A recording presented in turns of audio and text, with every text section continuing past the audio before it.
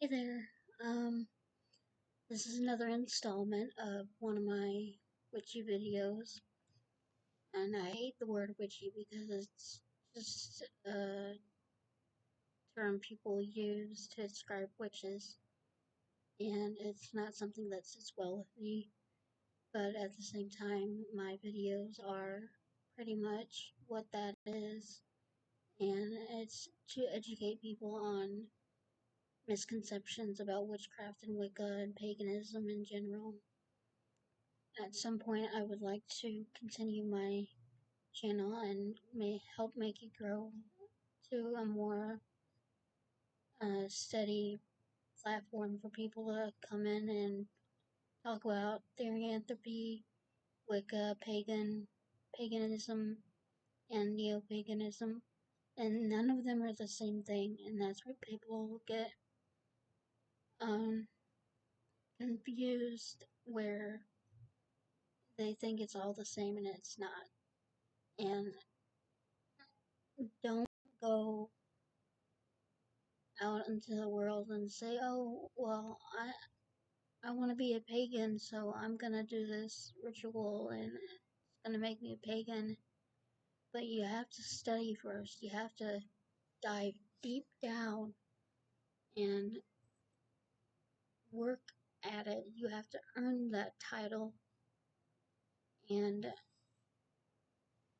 before I initiated myself into Wicca, I studied for 5 years. I picked up every book in the bookshelf that I could find, and I read about it, and I studied the lore and the back stories about the burning times and about different pagans that were in history and in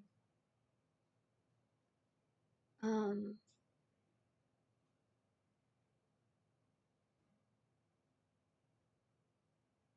different types of people who had influences on the community, different people who are still talked about today who have passed on to our ancestry, and people who are still alive today that practice in covens and practice in solitary, and those who have passed on are still with us.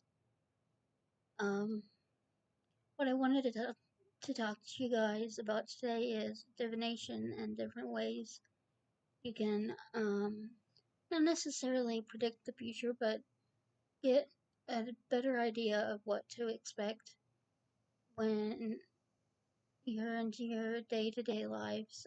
And sometimes it can be a little blurry, so divination helps clear the blurriness of different ways you can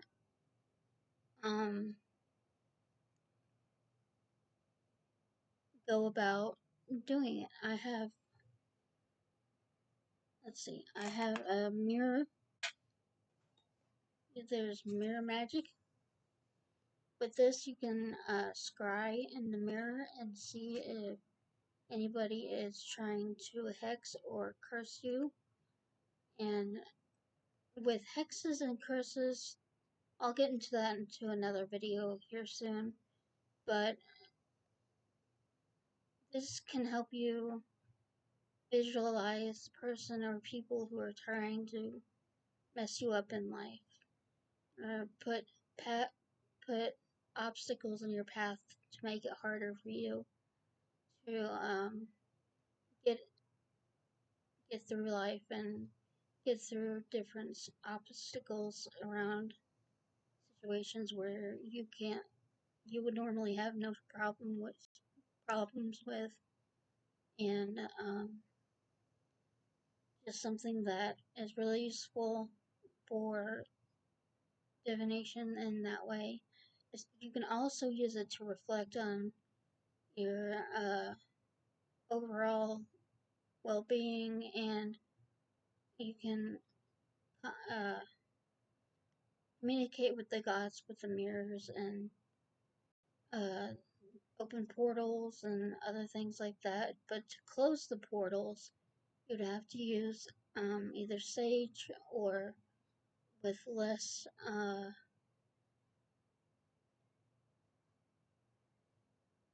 with less of a fire hazard, you could use water and salt. I use water and salt because I live in a place where fire is not allowed. I'm not allowed to use candles here, so I use whatever I have to get whatever I need done with paganism and things like that. Another thing you can use is oracle decks. Now this one I've had since 2 or 3 years ago. I bought it at Pagan Pride, and it's Wisdom of the House of Night, and it's an oracle card deck by Paulette Baron Reed, PC. It's a 50 card deck, and it has a guidebook. But this was maybe $15, but I saw it and I had to have it, and I've had it ever since. It's the only tarot card deck that I use. It's one of my favorites, and Nyx has been a really good goddess for me to connect with,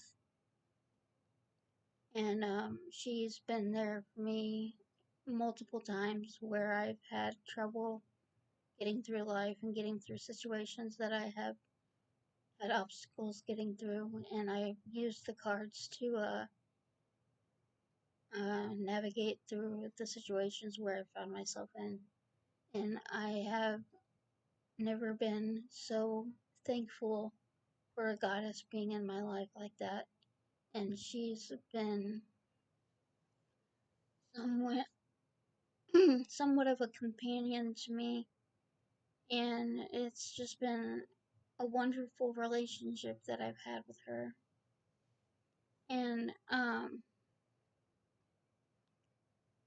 it's just a connection that we've had since I bought the tarot card deck. Um, another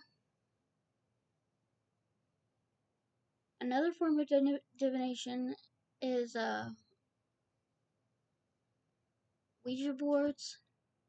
I don't recommend using those because they have a bad reputation. They sometimes can cause different things to happen, and it is not necessarily in your control. And people think, oh, well, I'm just going to mess with this Ouija board, and I'm going to talk to the spirits of Gandhi or Jack the Ripper or somebody famous like that. And sometimes when the ghosts do come up and show up, they don't know what to do, and they scream and cry and get all agitated and start fussing over the Ouija board being haunted and stuff like that. And that's why I don't recommend using Ouija boards and pendulums and things like that with spirit boards. But I do recommend using salt and water over the boards before you use it if you do intend to use a spirit board. Pendulums are just the same as spirit boards, except they have uh um they're slightly long. They hang on it. I don't have one right now, but they hang at the end of a chain, and it's either a crystal or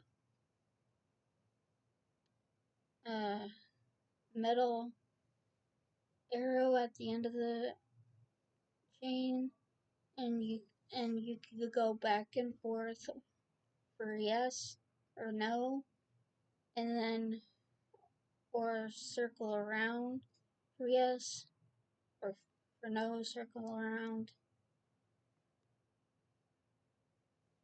and you can find answers that way, but that's not entirely reliable. The best one I can share with you is probably going to be the Oracle cards. That is most reliable for the situations that you're finding yourself in. That'll be your best bet for divination purposes. Um, so I guess that's it for today. I'm surprised I actually got through that without having a mental breakdown. Um, I actually went through my head and planned this before I filmed, and I'm not nervous or anything like that. So that's a good sign of me getting better about posting videos, because I'm extremely camera shy, and I don't have and I have social anxiety. So it's sometimes hard for me to go out and socialize with people, and I get overwhelmed easily. Um, Other than that, I think I did pretty good with this video. But if you haven't already, like, share, subscribe. I'm gonna be here once every week, and